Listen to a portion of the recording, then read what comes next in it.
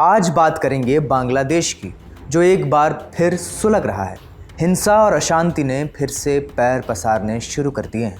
राजधानी ढाका समेत देश के कई हिस्सों से आगजनी, बम धमाकों और हिंसक झड़पों की खबरें आ रही हैं। माहौल में भारी तनाव है। देश बंद के ऐलान किए जा रहे हैं। ऐलान करने वाली पार्टी का नाम है अवामी लीग और इस पूरे बवाल के केंद्र में फिर से एक ही शख्स हैं, पूर्व प्रधानमंत्री शेख हसीना। खबरें हैं कि बांग्लादेश का एक ट्रिब्यूनल उन्हें मौत की सज़ा देने की तैयारी में हो। फैसला 17 नवंबर को सुनाया जाएगा, लेकिन उन पर आरोप क्या हैं, हसीना का इस पर क्या कहना है और आगे क्या हो सकता है, इस पर आज बात करेंगे। नमस्ते, मेरा नाम है अंकुर और आप देख रहे हैं ललन टॉप का अंतर्राष्ट्रीय प्रसंगों से जुड़ा रोजाना का कार्यक्रम दुनियादारी। Brought to you by Sensodyne K।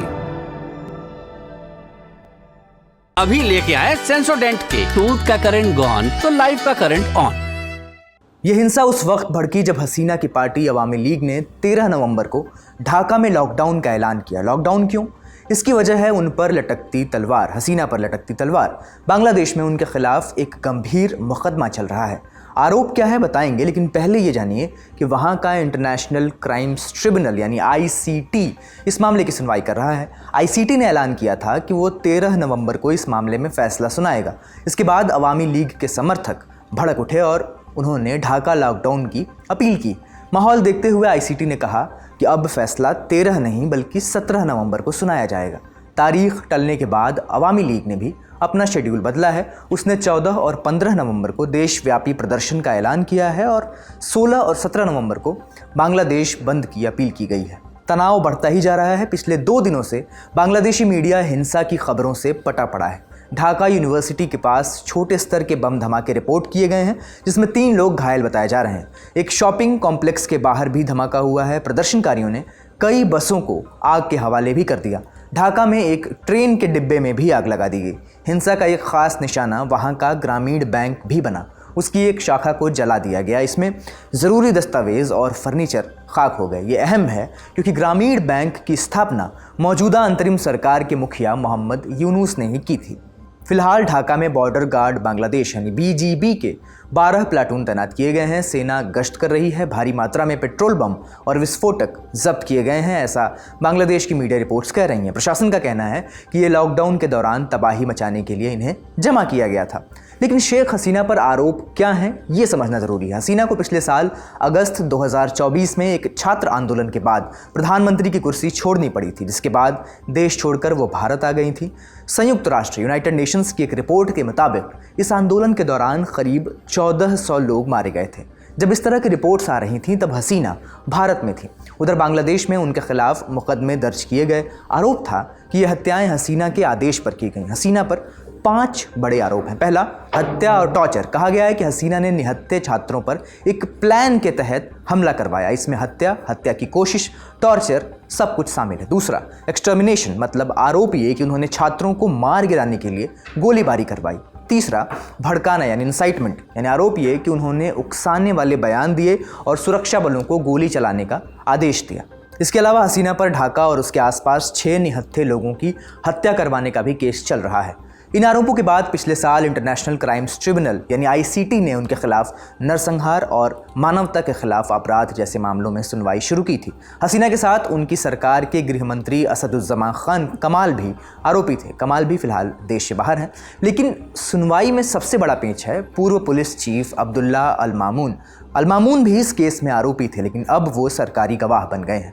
उन्होंने अदालत में अपना गुनाह कबूल कर लिया है और उन्होंने हसीना और पूर्व गृह मंत्री के खिलाफ गवाही दी है। उन्होंने कोर्ट को बताया कि आंदोलन को कुचलने के सारे आदेश ऊपर से आए थे। इसी गवाही के आधार पर ICT के चीफ प्रोसिक्यूटर मोहम्मद ताजुल इस्लाम ने हसीना के लिए फांसी की सज़ा की मांग की है। उनका कहना है कि हसीना ही इस पूरी हिंसा की मास्टरमाइंड थी और किसी भी कीमत पर सत्ता में टिके रहने के लिए उन्होंने ये सब कराया है।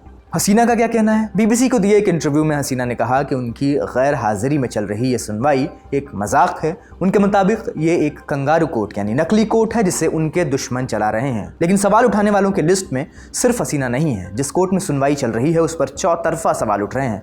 आईसीटी की कहानी समझना जरूरी है। इंटरनेशनल क्राइम्स ट्रिब्यूनल या आईसीटी बांग्लादेश का एक घरेलू वॉर क्राइम्स कोर्ट है। इसे 2009 में शेख हसीना सरकार ने इसलिए बनाया था कि 1971 के बांग्लादेश मुक्ति संग्राम के दौरान हुए जनसंहार के जिम्मेदार लोगों पर मुकदमा चलाया जा सके। अवामी लीग ने 2008 के चुनाव में वादा किया था कि 1971 के युद्ध अपराधियों पर कार्रवाई की जाएगी। चुनाव में 2/3 बहुमत आने के बाद सरकार ने आईसीटी स्थापित कर दिया। इसकी प्रक्रियाओं पर शुरुआत से ही कई सवाल उठते रहे। आलोचकों का दावा है कि आईसीटी की व्यवस्था अंतर्राष्ट्रीय मानकों को पूरा नहीं करती।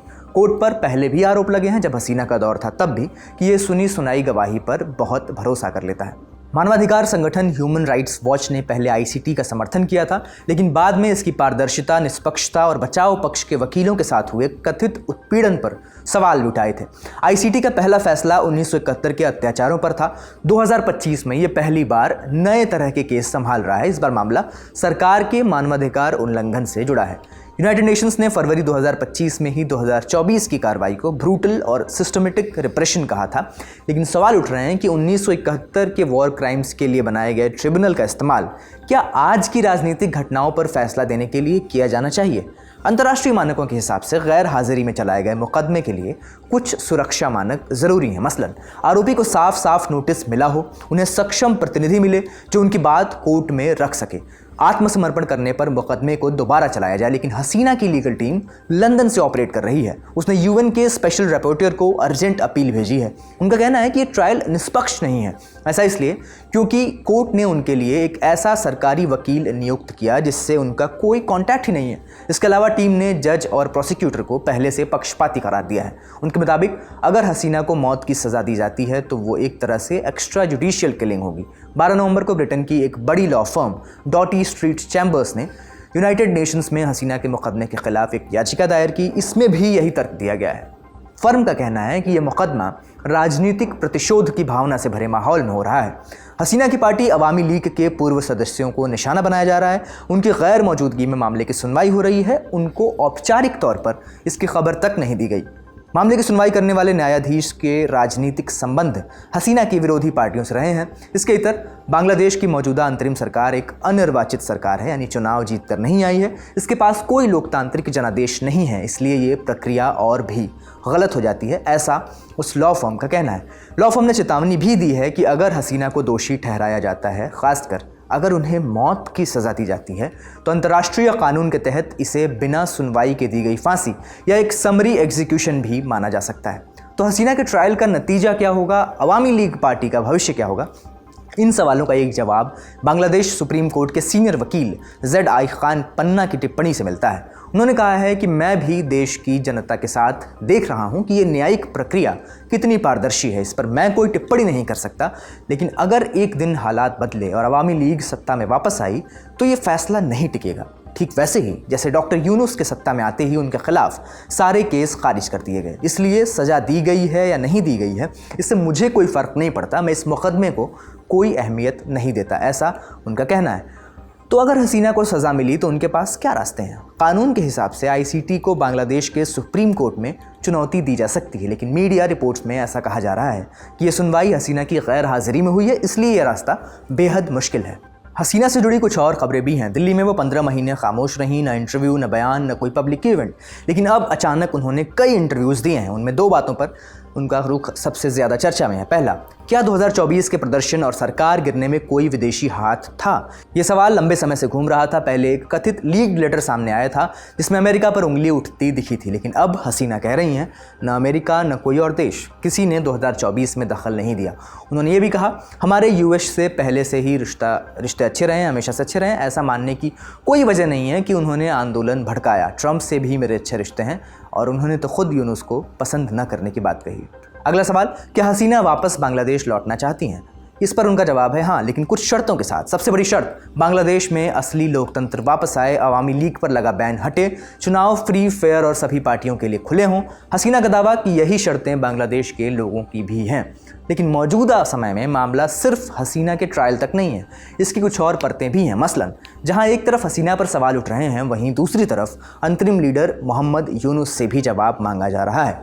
बांग्लादेश की ह्यूमन राइट्स ऑर्गेनाइजेशन अधिकार ने अंतरिम सरकार के पहले 14 महीनों पर एक रिपोर्ट जारी की। इस रिपोर्ट की माने तो हर महीने औसतन 3 लोग एक्स्ट्रा जुडिशियल किलिंग का शिकार हुए। जुलाई से सितंबर के बीच सिर्फ 3 महीने में ही 11 लोग मारे गए। मरने वालों में 19 लोग क्रॉस फायर या एनकाउंटर में मारे गए। 14 लोगों को कथित तौर पर टॉर्चर करके मार दिया गया। 7 लोग पुलिस कस्टडी में पीट कर मारे गए। ह्यूमन राइट्स एक्टिविस्ट का कहना है कि इन मौतों में वही पैटर्न दिखता है जो आमतौर पर इम्प्यूनिटी वाले मामलों में देखने को मिलता है, मतलब बिना वारंट गिरफ्तारी, कानून के मुताबिक प्रक्रिया का पालन न होना और किसी भी विश्वसनीय जांच का पूरा न होना। इन सवालों के बीच अंतरिम लीडर यूनुस ने देश को संबोधित भी किया है। আমরা সকল বিষয় বিবেচনা করে সিদ্ধান্ত নিয়েছি যে परिस्थितियों को ध्यान में रखकर ये फैसला किया है कि जनमत संग्रह अगले संसदीय चुनाव वाले दिन ही होगा, यानी राष्ट्रीय चुनाव जो फरवरी की शुरुआत में होंगे उसी दिन जनता रेफरेंडम पर भी वोट करेगी। इससे सुधार की प्रक्रिया में कोई रुकावट नहीं आएगी, बल्कि चुनाव और भी कम खर्चीले होंगे। अगर रेफरेंडम में बहुमत ने हाँ कहा तो अगली संसद में चुने गए प्रतिनिधियों के साथ एक कॉन्स्टिट्यूशनल रिफॉर्म काउंसिल बनाई जाएगी। ये प्रतिनिधि संसद के सदस्य भी होंगे। ये परिषद अपनी पहली बैठक शुरू होने की तारीख से 180 दिनों के अंदर संविधान में संशोधन करेगी। 180 कार्य दिवसेर मध्य संविधान संस्कार करबे। यूनुस के संबोधन में एक रेफरेंडम की बात है, यानी जनमत संग्रह। कह रहे हैं कि रेफरेंडम राष्ट्रीय चुनाव वाले दिन ही होगा। लोग कुछ बड़े संवैधानिक बदलावों पर वोट करेंगे। अगर बहुमत ने हाँ बोला तो संविधान में बड़े बदलाव किए जाएंगे। क्या बदलाव है? इस रेफरेंडम को नए बांग्लादेश की दिशा में एक बड़ा कदम माना जा रहा है। जुलाई नेशनल चार्टर 2025 बांग्लादेश की राजनीति में एक बहुत बड़ा मोड़ है।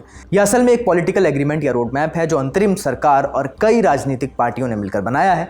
इसका मकसद था जुलाई 2024 की क्रांति के बाद एक नया बांग्लादेश, एक नए बांग्लादेश की दिशा तय करना। ये चार्टर कहता है पुराने सिस्टम में बहुत सी गड़बड़ियां थीं, अब राज्य को फिर से बनाया जाएगा, ज़्यादा लोकतांत्रिक, ज़्यादा जवाबदेह और तानाशाही रोकने वाला। क्या है इस चार्टर में? कुछ अहम पॉइंट्स देखिए। पहला, संविधान और सिस्टम में सुधार। देश में 2 हाउस पार्लियामेंट होगा। मौजूदा संसद में ऊपर एक 100 सदस्यों वाला ऊपरी सदन बनाया जाएगा। इसके मेंबर चुनाव में पार्टियों को मिले वोट शेयर के हिसाब से आएंगे, यानी ज़्यादा प्रोपोर्शनल डेमोक्रेसी। दूसरा, राष्ट्रपति को ज़्यादा ताकत दी जाएगी ताकि प्रधानमंत्री के ऊपर एक चेक एंड बैलेंस बना रहे। अमेरिका की तर्ज पर प्रधानमंत्री के लिए 2 टर्म की लिमिट होगी। इसके अलावा चुनाव और गवर्नेंस में सुधार की बात कही गई है। चुनाव आयोग की ऑटोनॉमी बढ़ेगी। विपक्ष का रोल पुख्ता करने के लिए डेप्यूटी स्पीकर के पद को विपक्ष के लिए रिजर्व करने का प्रस्ताव है। यानी कुल जमा बात यह है कि बांग्लादेश के संविधान और सिस्टम में बड़े बदलाव की तैयारी है। लेकिन चुनाव की तारीख अब तक नहीं आई है। फरवरी 2026 की डेडलाइन मोहम्मद यूनुस ने ज़रूर दी है। तो आगे बांग्लादेश किस दिशा में जाएगा, उसका भविष्य क्या होगा और क्या उसके भविष्य में शेख हसीना के लिए कोई जगह है या नहीं, ये आने वाला वक्त बताएगा। फिलहाल बढ़ते हैं सुर्खियों की ओर। पहली सुर्खी, अमरीकी अखबार न्यूयॉर्क टाइम्स ने अमेरिका और पाकिस्तान की नई नवेली नज़दीकियों पर एक रिपोर्ट छापी है जिसका कहना है कि अमेरिका में अगर आपको काम कराना है तो लॉबिंग यानी जुगाड़ और दलाली पर पैसा खर्च करना पड़ेगा। पैसा फेंक तमाशा देख वाला मामला है। रिपोर्ट का दावा है कि दलाली के खेल में पाकिस्तान ने भारत को पछाड़ दिया। उसने डोनाल्ड ट्रंप के दोस्तों और करीबियों को खुश करने के लिए $5 मिलियन यानी करीब 42 करोड़ रुपए खर्च कर दिए हैं और भारत इसके मुकाबले लगभग 3 गुना कम खर्च कर रहा है। ये पैसा उन लॉबिंग फर्म्स को दिया गया है जिन्हें ट्रंप के करीबी लोग चलाते हैं। अप्रैल महीने में पाकिस्तान ने सिडन लॉ नाम की एक फर्म से डील साइन की। इस डील में वादा किया गया था कि व्हाइट हाउस में पाकिस्तानी नेताओं की टॉप लेवल मीटिंग कराई जाएगी। इसके कुछ ही हफ्तों बाद आसिम मुनीर वाशिंगटन पहुंचे। ट्रंप के साथ उनकी प्राइवेट मीटिंग हुई। जिस दिन ये डील साइन हुई उसी दिन पाकिस्तान ने ऑर्किड एडवाइजर्स नाम की एक और फर्म के साथ कॉन्ट्रैक्ट किया। वादा था कि टैरिफ कम होगा और हुआ भी।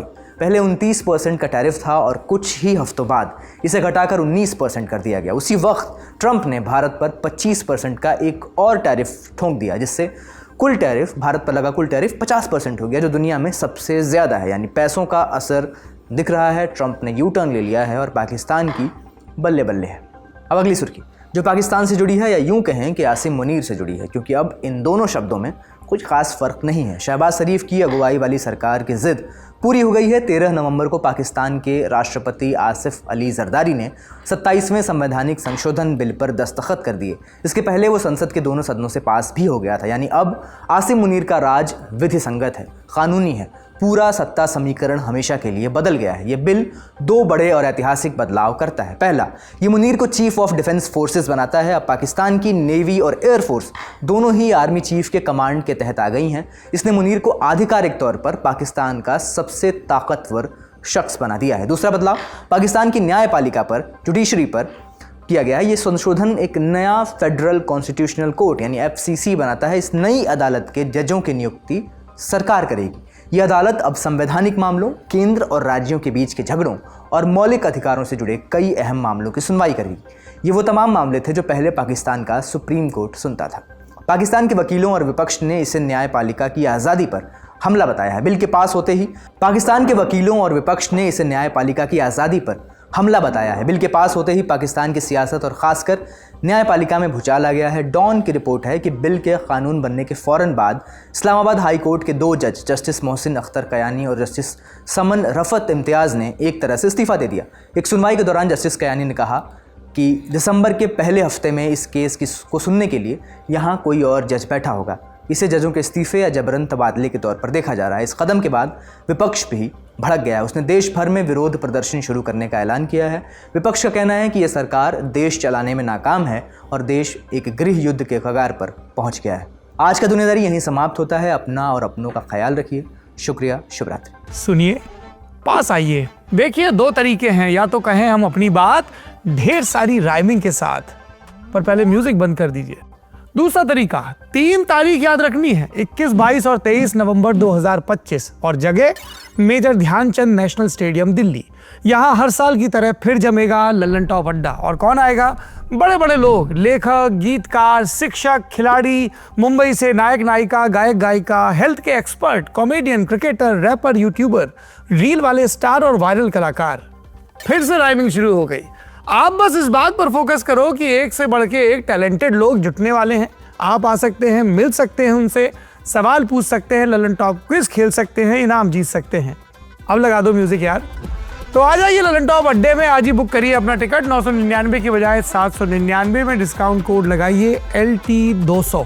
बुकिंग के लिए डिस्क्रिप्शन में दिए लिंक पर क्लिक करिए या फिर विजिट करिए thelallanTop.com और बैनर पर क्लिक करिए।